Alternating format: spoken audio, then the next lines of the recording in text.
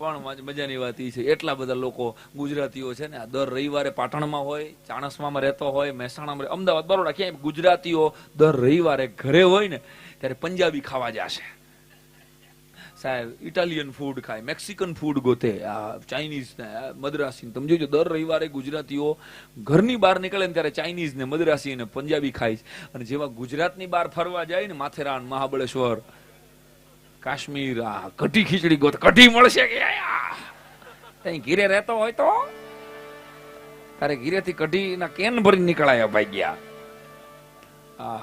સાહેબ એટલે યાદ કરાવી દઉં તમને, ગુજરાતી પ્રજાની ભૂખનો મોક્ષ છે ને ગુજરાતી થાળી છે સાહેબ. યાદ રાખજો, 100 કિલોમીટરના એરિયામાંથી 2 રાષ્ટ્રપિતાની ભેટ આપનારી જો કોઈ પ્રજા હોય ને તો એ ગુજરાતી પ્રજા છે. આ પણ યાદ રાખજો. પાછું મોટી પાનડીના મોહમ્મદ અલી ઝીણા અને પોરબંદરના મોહનદાસ કરમચંદ ગાંધી, આ 100 કિલોમીટરના એરિયામાંથી 2 રાષ્ટ્રપિતાની ભેટ વિશ્વની કોઈ પ્રજાએ ક્યારેય નથી આપી સાહેબ. આ ગુજરાત છે. મારા પુસ્તકોમાં મેં આ સાહેબ સાબિત કરેલી વાત કહું કે ગુજરાતી એટલે માત્ર વેપારી પ્રજા ગણાય છે. અહીંયા મારો સંસ્થાગત વિરોધ છે. એટલે આ મંચ ઉપરથી આ 1-2 વાતો હું કહેતો ફરું છું કે સાહેબ મહારાણા પ્રતાપ પાસે ચેતક નામનો ઘોડો હતો એ બધાને ખબર છે, પણ એ ચેતક નામનો ઘોડો સુરેન્દ્રનગર જિલ્લાના ધાંગધ્રા તાલુકાના રાબાશાંખના ચારણોએ ખોડુ નામના ગામમાંથી આપેલો ઘોડો હતો. આ કદાચ કોઈને ખબર નથી. આ ગુજરાત છે.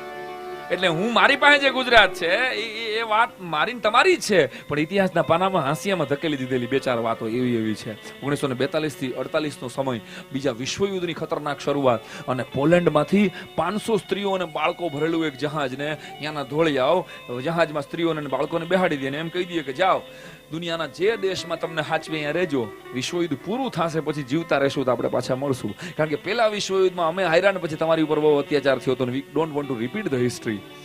500 સ્ત્રીઓ અને બાળકો ભરેલું પોલેન્ડમાંથી જહાજ નીકળે, અને એ પોલેન્ડમાંથી નીકળેલા જહાજને વિશ્વનો એક પણ રાજા હાચવવા તૈયાર ન થાય. એ જહાજ થાતું જામનગર આવે, અને જામનગરના દિગ્વિજયસિંહ એને 500 સ્ત્રીઓ માટે પોતાનો હવા મહેલ 1-2 દિવસ માટે નહીં, પૂરા 7 વર્ષ સુધી ખાલી કરી દે, અને એની એજ્યુકેશન સિસ્ટમ ગોઠવે. એ સિસ્ટમ એટલે આપણી સૈનિક બાલાછડી સ્કૂલ પોતે છે. ક્યારેક આ નવી પેઢીને ખબર પડવી જોઈએ કે એમાંથી એક જણો કોઈ પોલેન્ડનો વડાપ્રધાન થયો છે. 1991માં 130 જણાનું ડેલિગેશન પોલેન્ડથી આવ્યું હતું, અને એ બધાના ઘરમાં ભગવાન જીસસની હારોહાર દિગ્વિજયસિંહનો ફોટો છે કે આ રાજા ન હોત ને તો અમારી પ્રજા કોઈ જીવતી ન હોત, અમારો વંશ જીવતો ન હોત. આ ગુજરાત છે. આ ગુજરાત છે સાહેબ. ભાવનગર જિલ્લો, સરદાર પટેલને તુલસી દળ ઉપર સૌથી પહેલું કૃષ્ણકુમારસિંહજીએ રજવાડું આપ્યું. એવો તાકાતવાળો રાજા, જેને કૃષ્ણકુમારસિંહજીને પછી મદ્રાસના ગવર્નર બનાવવામાં આવ્યા સાહેબ, ઓનર્ડ કરવામાં આવ્યા. એવો બુદ્ધિશાળી રાજા. 1965ની સાલમાં કેસી પટેલ સાહેબ સીડ નામનો એક ધોળિયો બ્રાઝિલથી કૃષ્ણકુમારસિંહજીને મળવા આવ્યો, અને એને કીધું કે રાજા હિઝ હાઇનેસ તમે મને કોઈ એવી ગિફ્ટ આપો કે મારું બ્રાઝિલ તમને યાદ કરે. બહુ વિચાર્યા પછી કૃષ્ણકુમારસિંહજીએ પોતાની પાસે ભાવનગરની ત્યારે પણ ગીર ગાયો બહુ હારી અસલ ઓલાદની ગીર આજે પણ છે, અસલ ઓલાદની ગીર ગાયો. કૃષ્ણકુમારસિંહજીએ પટેલ સાહેબ એને પુષ્પા નામની ગીર ગાયનો નંદી ભેટમાં આપેલો. મારા પુસ્તકમાં એનો ફોટો છે, ડંકસુમલ ગુજરાતીમાં. અને સીડે ત્યારે બ્લેન્ક ચેક 200 રૂપિયાની કિંમત એની હશે કદાચ, પણ તોશાખાનામાં 10,000 રૂપિયાનો બ્લેન્ક ચેક સીડે ત્યારે મૂકેલો કે મારાથી મફત ન લઈ જવાય. પુષ્પાનો નંદી અહીંથી બ્રાઝિલ લઈ જાય. સાહેબ વાત હવે શરૂ થાય છે. બ્રાઝિલની આખી ઇકોનોમી આપણે આપેલા નંદી થકી ચેન્જ થાય, અને 32 લાખ ગીર ગાયો સાહેબ અત્યારે બ્રાઝિલમાં છે, થેન્ક્સ ટુ કૃષ્ણકુમારસિંહજી ગોહિલ. એના $7 આપણી ગીર ગાયનો ફોટો છે. અહીંયા આ વાત અટકે નહીં પટેલ સાહેબ. તમે ઇન્ટરનેટ ઉપર ક્યારેક જોવાની આવને કહું છું, સર્ચ કરજો. બ્રાઝિલના સંસદ ભવનની સામે એક સ્ટેચ્યુ ઊભું છે, અને સ્ટેચ્યુ આપણા કૃષ્ણકુમારસિંહજી ગોહિલનું છે. આ ગુજરાત. સ્વામી વિવેકાનંદ શિકાગો જાય એ બધાને ખબર છે, પણ એ પહેલા સ્વામી વિવેકાનંદ જેતલસર નામના ગોંડલ અને જેતપુર પાસેના એક નાનકડા ગામડાના રેલવે સ્ટેશન ઉપર રાત રોકાય, અને એના રેલવે સ્ટેશનના સ્ટેશન માસ્ટર હરગોવિંદ અજરામ પંડ્યા નામના એના વંશજો હજી જેતપુરમાં જીવે છે, અને ઈ એને મળે. હરગોવિંદ પંડ્યાને એમ થાય કે આવો હારો અને તેજસ્વી સાધુ, એનું નામ ત્યારે કોઈ ઓળખતા નહોતા, સ્વામી વિવેકાનંદ જગત ઓળખતું નહોતું, ત્યાર પહેલાની વાત કરું છું.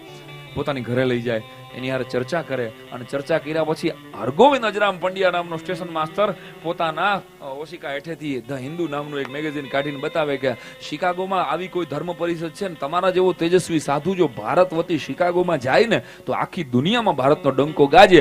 આ શિકાગોની ધર્મ પરિષદનું પહેલું કેણ આ પબ્લિસિટી જો હરગોવિંદ અજરામ પંડ્યા નામના ગુજરાતી સ્ટેશન માસ્ટરે ન બતાવી હોત તો સ્વામીજી અમેરિકા ન પહોંચ્યા હોત. આ ગુજરાત છે સાહેબ. તો મારી પાસે મારું ગુજરાત છે એટલા, અને દરેક પાસે પોતાનું હોવું જોઈએ ગુજરાત. તમે વાંચો તો ખરા યાર, ક્યારેક વોટ્સઅપમાંથી સિરિયલોમાંથી ટાઈમ કાઢી અને 5 પુસ્તકો ભેટ આપજો. હું તો કહું છું તમારી સંતાનોને એના જન્મદિવસ ઉપર એને વાંચવાની. અહીં મારા પુસ્તકો તમને કાઉન્ટર ઉપરથી છેલ્લે મળશે.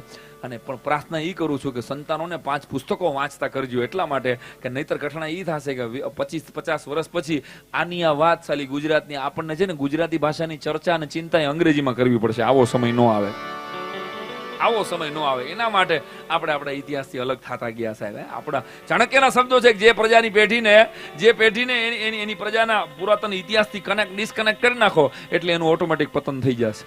તો 1000 વોટની એલોજન હોય આ અજવાળું ત્યારે આપી શકે જ્યારે એને કનેક્ટ કરવામાં આવે ત્યારે.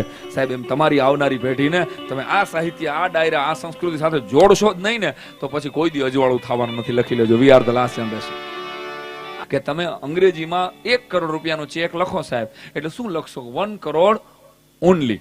5 કરોડનો ચેક હોય પાછળ ઓનલી શબ્દ જ આવે, પણ ગુજરાતીમાં 1000 રૂપિયાનો ભાઈ ચેક લખો એટલે શું આવે? અંકે રૂપિયા 1000 પૂરા. તો આ સંતોષની ભાષાના વારસદારો છે. આટલું ગૌરવ રાખ. અને પાટણની ધરતી ઉપર બેઠો છું સાહેબ. માતૃભાષાનો સૌથી મોટો યજ્ઞ 900 વર્ષ પહેલા એશિયા ખંડની અંદર જીતીને આવે રાજા માળવાનો, અને મેણું મારે સિદ્ધરાજને, તું ભલે અમને જીતીને જાય પણ તારા દેશમાં ભાષા તો અમારી બોલાય છે. અને મેણું કોઈને મારીએ, મેણું માથાનો ઘા.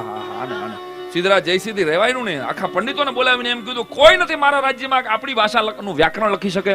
અને ત્યારે એક જૈન મુનિ હેમચંદ્રાચાર્ય સૂરીજીએ સાહેબે બીડું ઝડપે અને 2.5 લાખ લોકો દ્વારા સિદ્ધ હેમ શબ્દનું શાસનની રચના થાય. એશિયા ખંડની અંદર ભલા માણસ પુસ્તકની હાથી માથે અંબાડી શોભાયાત્રા નીકળી હોય.